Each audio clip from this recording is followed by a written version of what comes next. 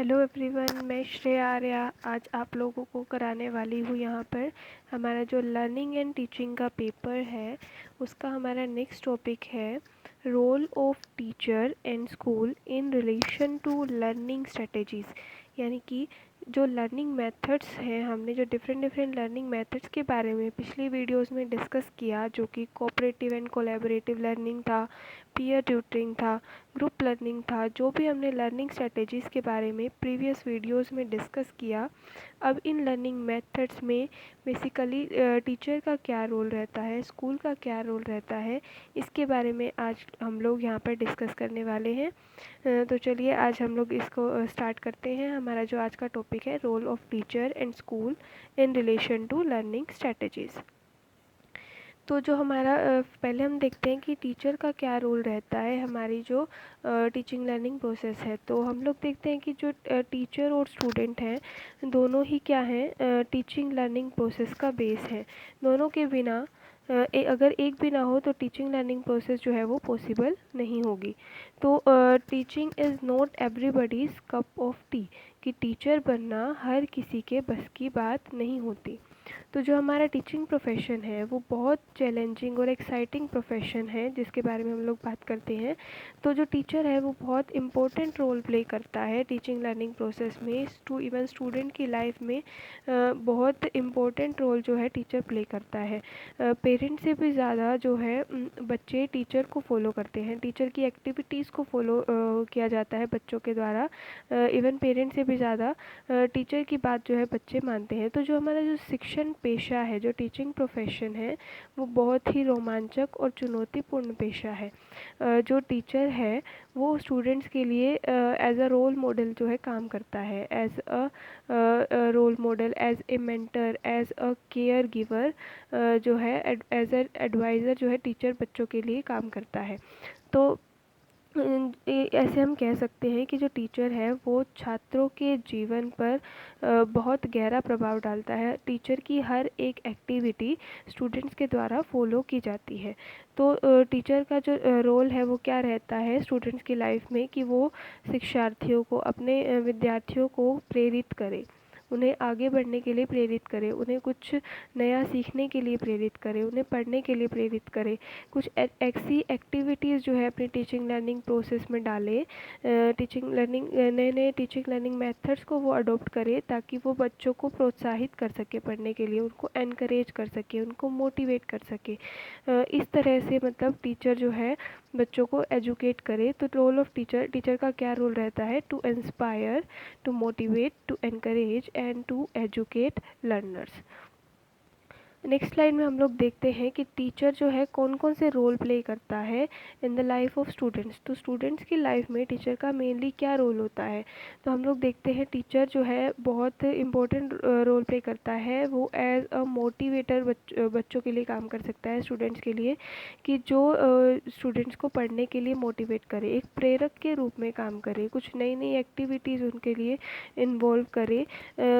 अगर बच्चे जो है फॉलो करते हैं उसको, अगर बच्चे जो है अच्छा रिस्पॉन्स जो है लर्निंग का उसको दे रहे हैं, तो उनको वो रीइंफोर्समेंट के रूप में भी रीइंफोर्समेंट भी उनको दे सकता है। तो रीइंफोर्समेंट देकर भी उनको मोटिवेट कर सकता है, उनको प्रेज़ कर सकता है। क्लास के अंदर अगर बच्चे किसी क्वेश्चन का आंसर देते हैं, तो वो उनको पुनर्बलन भी उनको दे सकता है, उनकी प्रेज़ भी कर सकता है, क्लास में उनके लिए क्लैपिंग करा सकता है, उनको कोई गिफ्ट उनको दे सकता है कि आपने अच्छा आंसर दिया है, ताकि और भी बच्चे जो है उसे देख के मोटिवेट हो सके। दूसरा कि टीचर जो है कंट्रोलर के रूप में, एक नियंत्रक के रूप में जो है स्टूडेंट की लाइफ में रोल प्ले करता है, जो कि स्टूडेंट्स की प्रोग्रेस को कंट्रोल करे।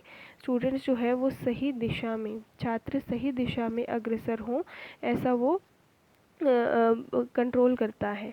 स्टूडेंट्स की लाइफ को। नेक्स्ट है वो एक ट्रेनर के रूप में भी काम करता है, एक प्रशिक्षक के रूप में, जो कि उसकी नॉलेज को जो है ट्रेन कर सके कि किस तरह की नॉलेज उसको गेन करनी है, किस तरह की स्किल्स उसको एडिक्वेट करनी है, किस तरह अडॉप्ट करने हैं स्किल्स को, कैसे वो अपने स्किल्स को एनहेंस करे ताकि वो बेटर आउटपुट्स जो हैं उसके मिल सकें। तो टीचर जो है एक प्रशिक्षक के रूप में काम करेगा, who trains students to practically apply the previously acquired knowledge and skills, की जो भी नॉलेज और स्किल उसके अंदर है, जो भी उसने गेन की है नॉलेज, उसको वो प्रैक्टिकली कैसे अप्लाई करे अपनी डेली लाइफ रूटीन के अंदर, ताकि वो बेटर आउटपुट्स, बेटर रिजल्ट्स हमें मिल सकें। नेक्स्ट है कि टीचर मॉडरेटर का काम करता है, एक मध्यस्थ का कार्य करता है, जो कि स्टूडेंट्स की लाइफ में, मतलब हु मॉडरेट स्टूडेंट्स लर्निंग, जो कि स्टूडेंट्स की लर्निंग को मॉडरेट करें, मध्यस्थता जो है उसके अंदर स्थापित करें। नेक्स्ट एक फैसिलिटेटर के रूप में, सूत्रधार के रूप में, कि जो पहले से उसको नॉलेज है, जो पहले से उसको स्किल्स उसके अंदर है, उनको वो नई सिचुएशंस के अंदर कैसे उनको अप्लाई कर सकता है। तो इस तरह से एक फैसिलिटेटर के रूप में टीचर काम करेगा, who facilitates the use of previously acquired knowledge and skills in new situation, नई सिचुएशन में अपनी प्रीवियस नॉलेज को, अपनी प्रीवियस स्किल्स को टीचर कैसे स्टूडेंट अप्लाई कर पाएगा। नेक्स्ट वो है लीडर का काम करता है, एक नेता के रूप में। नेता का काम क्या है, इंस्ट्रक्शंस देना कि किस तरह से आपको ये काम कराना है, किस तरह से ये काम किया जाना चाहिए। तो लीडर का काम जो है टीचर के द्वारा किया जाता है, हु डायरेक्ट्स एंड और गिव इंस्ट्रक्शंस। ठीक है, तो मेनली ये रोल्स होते हैं टीचर के, जो कि स्टूडेंट की लाइफ में टीचर प्ले करता है। अब कौन कौन से फैक्टर्स हैं जो कि टीचर के रोल को, टीचर के जो महत्व, टीचर का जो महत्व है स्टूडेंट की लाइफ में उसको दिखाते हैं, कौन कौन से फैक्टर्स हैं, कौन कौन से कारक हैं। तो पहला हम देखते हैं शिक्षा की उपयोगिता, कि टीचर जो है बच्चों को शिक्षा की उपयोगिता के बारे में बताए कि आप लोग अगर इस शिक्षा को, अगर आप लोग मतलब एजुकेशन की यूटिलिटी के बारे में बताए कि अगर आप लोग कुछ सीखते हो, कुछ अच्छा सीखते हो, तो आप लोग क्या गेन कर पाओगे। ये हम बेसिकली हम देखते हैं कि कोई भी चीज़ हमारे लिए, अगर कोई भी चीज़ बेनिफिशियल है, कोई भी चीज़ हमारे लिए उपयोगी है, तो हम उसको जल्दी से जल्दी सीख जाते हैं, बहुत ज़्यादा मतलब हार्ड वर्क करते हैं उसको सीखने के लिए। और ऐसा काम जो है वो बहुत लाइफ लॉन्ग लर्निंग जो है हमारी होती है। ठीक है, इसके अलावा अगर हम हमारे लिए जो चीज़ यूज़फुल नहीं है, जो चीज़ें जो अनुपयोगी बातें हैं, उन पे हम कम ध्यान देते हैं। इसीलिए टीचर का काम है कि वो पाठ की उपयोगिता के बारे में, शिक्षा की उपयोगिता के बारे में बच्चों को बताए कि आपके लिए ये नॉलेज बेनिफिशियल है, आपको इसे गेन करना चाहिए। तो अध्यापक का क्या कर्तव्य है, अध्यापक का कर्तव्य है कि वह पाठ के उद्देश्य को बालकों की रुचि के अनुसार बनाने का प्रयास करे, बच्चों के इंटरेस्ट के अकॉर्डिंग उसको बनाने का प्रयास करे, ताकि बच्चे इंटरेस्ट लें उसके अंदर और जल्दी से जल्दी उस शिक्षा को, उस लर्निंग को वो जल्दी से जल्दी गेन कर लें। नेक्स्ट जो काम है टीचर का, वो है छात्रों की व्यक्तिगत विभिन्नताओं के अनुसार शिक्षा देना, कि इंडिविजुअल डिफरेंसेस का ध्यान रखते हुए बच्चों को नॉलेज प्रोवाइड की जाए क्लास के अंदर। हम देखते हैं कि बच्चों का जो, हर एक बच्चे का मानसिक स्तर अलग अलग होता है, हर एक बच्चे की बुद्धि अलग होती है, हर एक बच्चे का इंटरेस्ट, डिफरेंट डिफरेंट फील्ड्स में बच्चे का इंटरेस्ट होता है, डिफरेंट डिफरेंट बच्चे के एटीट्यूड होते हैं, सबका बिहेवियर अलग होता है। तो बच्चों के अंदर इंडिविजुअल डिफरेंसेस पाए जाते हैं, तो उन इंडिविजुअल डिफरेंसेस को ध्यान में रखते हुए बच्चों को जो है शिक्षा दी जानी चाहिए टीचर के द्वारा। तो टीचर का काम है कि प्रत्येक विद्यार्थी को एक अलग इकाई मानकर ही शिक्षण सफल हो सकता है। तो हर एक बच्चे को अलग इकाई मानकर ही शिक्षण किया जाना चाहिए क्लास के अंदर। नेक्स्ट हमारा है इसके अंदर कि बच्चों के लिए learning experience, proper learning experiences बच्चों को प्रोवाइड किया जाए, कि जैसे लर्निंग एक्सपीरियंसेस बच्चे को प्रोवाइड किए जाएंगे, अगर हम उसकी इम्पोर्टेंस के बारे में बच्चों को पता होगा कि जो लर्निंग एक्सपीरियंस जो उनको पढ़ाया जा रहा है वो उनके लिए बेनिफिशियल है, उनके लिए यूज़फुल है, तो उस चीज़ को बहुत जल्दी वो गेन कर लेंगे। तो इस तरह से हमें जो हमारा सिलेबस है, जो हमारी पाठ्य वस्तु है, उसका आयोजन इस प्रकार से करें कि बच्चे जल्दी से जल्दी उसको पढ़ने के लिए आतुर, जल्दी से जल्दी उसको गेन करें, जल्दी से जल्दी उसको सीख पाएँ। और उनका जो पठन पाठन है, जो उनकी टीचिंग, जो हमारी टीचिंग लर्निंग प्रोसेस है, उनके अंदर उनका उत्साह बना रहे, वो जल्दी से जल्दी कुछ सीखने के लिए प्रेरित हों। नेक्स्ट है उपयुक्त शिक्षण विधियों, तकनीकों और सहायक सामग्री का प्रयोग, यानी कि जो हमारी टीचिंग मेथड्स हैं, जो हमारी टीचिंग एड्स हैं, जो हमारी टीचिंग लर्निंग स्ट्रेटजीज़ हैं, उनका ज़्यादा से ज़्यादा और अच्छे से उनका उपयोग क्लास के अंदर कैसे किया जाए। तो एक जो अच्छा अध्यापक है, वो अच्छा अध्यापक कब होगा, जब उसको अपने सब्जेक्ट मैटर की ज़्यादा नॉलेज होगी, हर टीचिंग लर्निंग प्रोसेस को उसको अच्छे से फॉलो करना आएगा, जब डिफरेंट प्रॉब्लम से डील करना आएगा, टीचिंग लर्निंग प्रोसेस में जो भी प्रॉब्लम्स आ रही हैं उनसे कैसे डील किया जाए। तो इन सब चीज़ों की नॉलेज एक अच्छे अध्यापक को होनी चाहिए। तो क्लास के अंदर कैसे बच्चों के लिए लर्निंग एक्सपीरियंसेस, कैसे लर्निंग एक्सपीरियंसेस बच्चों को प्रोवाइड किए जाने चाहिए, किस तरह से हम एक बेनिफिशियली एक यूज़फुल वे में हम कैसे टीचिंग एड्स को हम अप्लाई कर सकते हैं, कैसे टीचिंग एड्स को यूज़ कर सकते हैं क्लास के अंदर, ताकि बच्चों के अंदर इंटरेस्ट पैदा किया जा सके, बच्चों का ध्यान आकर्षित किया जा सके अपनी तरफ। तो इस तरह टीचर को, अध्यापक को भली भांति टीचिंग एड्स का उपयोग करना आना चाहिए, भली भांति उसको टीचिंग मेथड्स की उनको जानकारी होनी चाहिए, और भली भांति इनका उपयोग करके पूरा प्रयत्न करना चाहिए कि बच्चे पढ़ने के लिए आतुर हों, बच्चे पढ़ने के लिए उनका ध्यान जो है उनका आकर्षित किया जा सके। तो कैसे कौन कौन सी विधियाँ हैं, कौन कौन सी तकनीकें हैं जिनका यूज़ करके हम अपनी टीचिंग लर्निंग प्रोसेस को और भी बेटर बना सकते हैं। इस तरह से मतलब टीचर को इस सब चीज़ों की नॉलेज होनी चाहिए। नेक्स्ट हमारा है इसके अंदर कक्षा में पाठों को उचित क्रम से पढ़ाना, कि एक सीक्वेंस, प्रॉपर सीक्वेंस के अंदर जो है क्रम से बच्चों को नॉलेज प्रोवाइड की जानी चाहिए। जो हम कहते हैं कि हमारा प्रिंसिपल होता है इजी टू हार्ड, कि हमें बच्चे को सबसे पहले इजी टॉपिक की नॉलेज देनी चाहिए, उसके बाद हम धीरे धीरे हार्ड की तरफ मूव करते हैं। तो पाठ को इस क्रम में व्यवस्थित किया जाना चाहिए कि सरल और छोटे विषय पहले और कठिन और लंबे विषय बाद में पढ़ाए जाएं। तो इस तरह से अगर टीचर काम करता है तो वो उसके काम को बहुत ईजी बना सकते हैं हम। और क्या होता है कि बच्चे इसमें इंटरेस्ट भी लेंगे, कि पहले वो जल्दी सीख जाएंगे, फिर धीरे धीरे हम हार्ड की तरफ बढ़ेंगे। तो इससे बच्चों को भी सीखने में सरलता होगी, इजीली वो सीख जाएंगे। नेक्स्ट है हमारा छात्रों में अच्छी आदतों का विकास करना। गुड हैबिट्स को हम स्टूडेंट्स के अंदर डेवलप कर पाएँ, कि बच्चे ठीक समय पर सोएं, ठीक समय पर जागें, अच्छे से उनका अच्छा खान पान हो, एक अच्छी प्रॉपर जो है अच्छी दिनचर्या हो, पढ़ने लिखने की प्रॉपर टाइम पे इस टाइम आपको पढ़ना है, इस टाइम आपको खेलना है। तो इस तरह से गुड हैबिट्स, अच्छी आदतों का विकास जो है बच्चों के अंदर, टीचर का काम है कि अच्छी आदतों का जो है विकास कर सके बच्चों के अंदर। तो बालकों को भली भांति अभिप्रेरित करने के लिए स्वस्थ एवं वांछनीय आदतों के विकास पर शुरू से ही टीचर को ध्यान देना चाहिए। नेक्स्ट है न्यूलीनेस, कि कुछ नया बच्चों को प्रोवाइड किया जाए, कुछ नई नॉलेज, कि बार बार जो है उसके अंदर मतलब टीचिंग लर्निंग प्रोसेस में बच्चे बोर ना हो, तो कुछ नया बच्चों के आगे प्रेजेंट किया जाए, कुछ नई वे में जो भी हमें पढ़ाना है, जो भी सब्जेक्ट मैटर बच्चों को हमें पढ़ाना है, उसको कुछ न्यू वे में, कुछ नए मेथड से, कुछ नई एक्टिविटीज़ को अडॉप्ट करके उनके आगे जो है प्रस्तुत किया जाना चाहिए। तो इससे क्या होगा, इससे शिक्षण कार्य जो है और भी ईजी होगा, बच्चे जो है उसके अंदर इंटरेस्ट लेंगे। और जो हम देखते हैं कि विशेषकर जो छोटे बच्चों की कक्षाएं हैं, उसमें अध्यापक अपने शिक्षण कार्य में नवीनता लाकर बच्चों को अभिप्रेरित कर सकता है। तो ये हमारे कुछ रोल थे टीचर के, कि टीचर कैसे लर्निंग स्ट्रेटजीज़ का यूज़ करके अपनी टीचिंग लर्निंग प्रोसेस को और भी बेटर और भी बेनिफिशियल बना सकता है। अब हम सेकंड देखते हैं कि स्कूल का क्या रोल रहता है, इसमें स्कूल का क्या रोल रहेगा। तो स्कूल जो है एक तरह से पूरा आधार है, बच्चों का बिहेवियर किस तरह से चेंज हो। तो कि लर्निंग जो है, लर्निंग की बात हम करते हैं, तो लर्निंग का मतलब क्या है, मॉडिफिकेशन ऑफ बिहेवियर। लर्निंग कहाँ होगी, जो हमारी बेसिक लर्निंग होती है, जो हमारी लर्निंग होती है वो कहाँ स्टार्ट होती है, बेसिकली हमारी स्कूल में होती है, जो भी हम बच्चों को पढ़ाते हैं।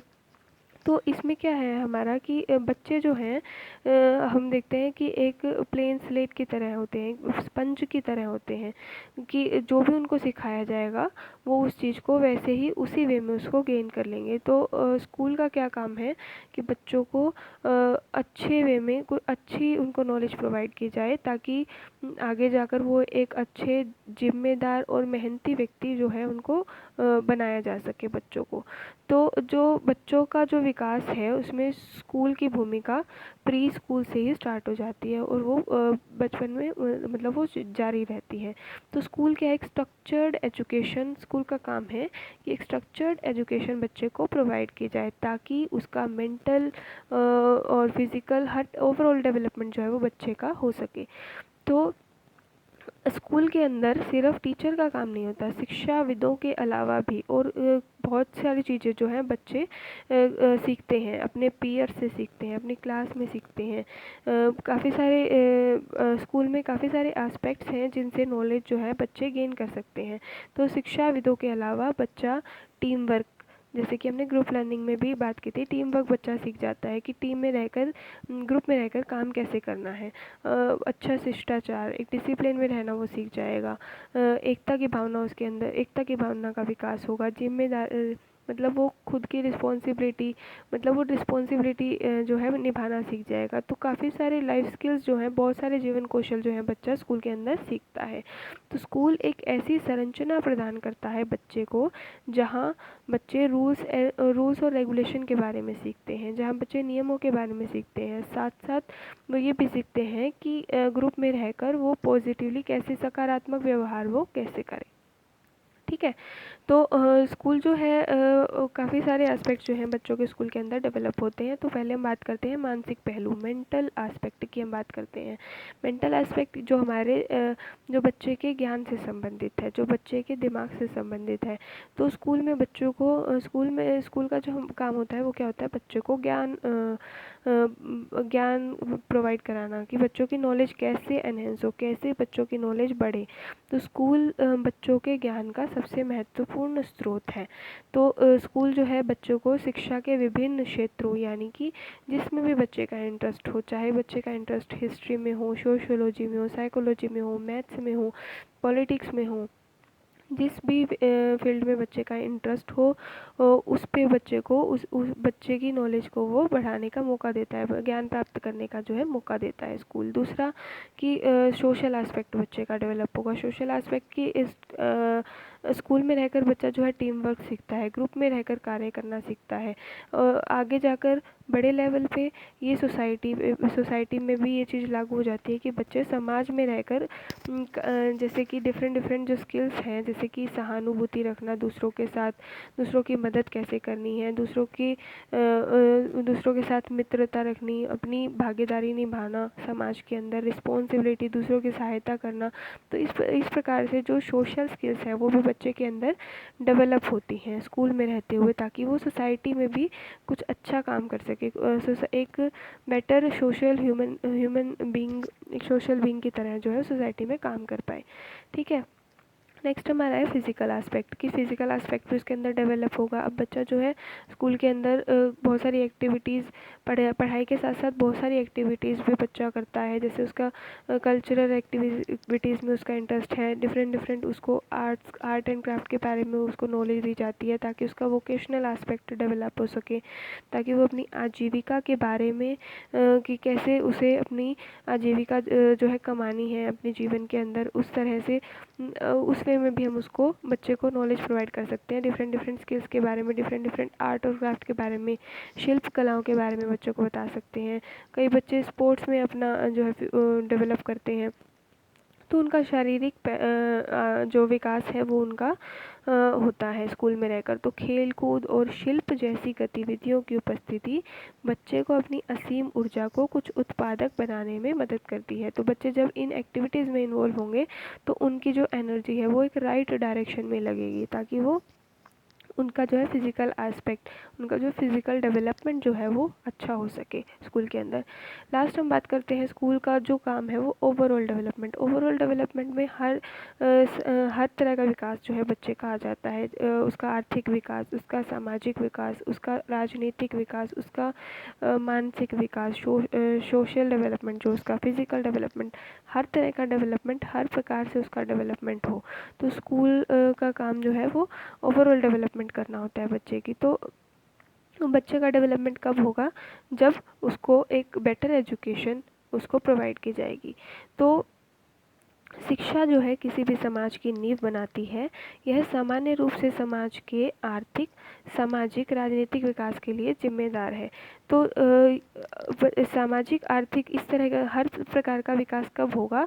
जब शिक्षा की गुणवत्ता अच्छी होगी। जो भी हम बच्चे को, जो भी नॉलेज हम बच्चे को प्रोवाइड कर रहे हैं वो क्वालिटी, मतलब क्वालिटी एजुकेशन के बारे में हम लोग बात करते हैं। तो समाज के विकास के लिए जो है क्वालिटी एजुकेशन प्रोवाइड की जानी चाहिए। शिक्षा की गुणवत्ता, अच्छी शिक्षा जो है उनको प्रोवाइड की जानी चाहिए। इसलिए स्कूल अपने भविष्य के नागरिकों के सर्वांगीण विकास यानी ओवरऑल डेवलपमेंट की सुविधा देकर देश के भविष्य को डालने में महत्वपूर्ण भूमिका निभाते हैं। बहुत इम्पोर्टेंट रोल प्ले करते हैं जो है कंट्री के डेवलपमेंट में। तो आज हम लोगों ने डिस्कस किया कि टीचर का क्या रोल रहता है, स्कूल का क्या रोल रहता है लर्निंग स्ट्रेटजीज़ में। बच्चे को डिफरेंट डिफरेंट मेथड्स का यूज़ करके किस तरह से हम टीचिंग लर्निंग प्रोसेस को और भी बेटर बना सकते हैं। तो हम नेक्स्ट वीडियो में अब हम बात करेंगे हमारे प्रोग्राम्ड लर्निंग के बारे में। तो मिलते हैं हम हमारी नेक्स्ट वीडियो में। Thank you.